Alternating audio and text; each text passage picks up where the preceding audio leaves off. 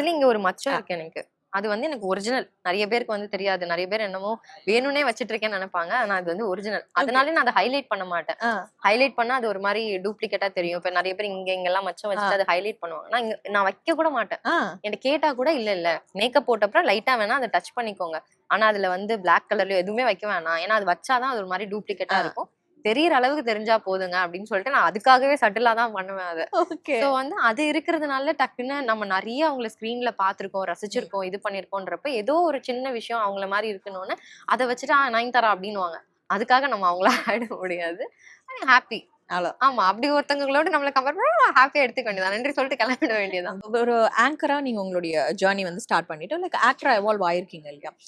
2மே கம்பேர் பண்ணும்போது, அ இன்னும் எதெல்லாம் வந்து எக்ஸ்ப்ளோர் பண்ணணும் அப்படின்னு ஆசை இருக்கு. ஏன்னா 2மே சைமல்டேனியஸா அட் அ டைம் அப்படியே எடுத்துட்டு போறதுன்றதும் கஷ்டம்.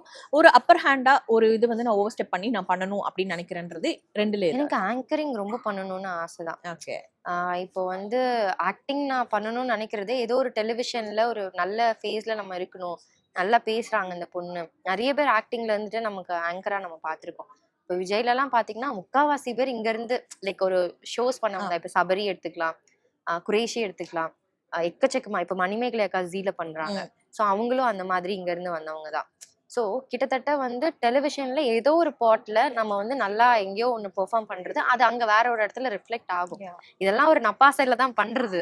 சோ அதனால எனக்கு மேஜர் கோல் அதுதான். ஒரு நாள் ஒரு எபிசோடு ஒரு ஒரு ஷோலயாவது நின்னுட்டா, ஊர்ல இருந்து இந்த இந்த ட்ரீமோட வந்தோம்ல, Yeah. அது டிக். அவ்வளவுதான். அது வேணும். அது இன்னைக்கு நடக்குதா?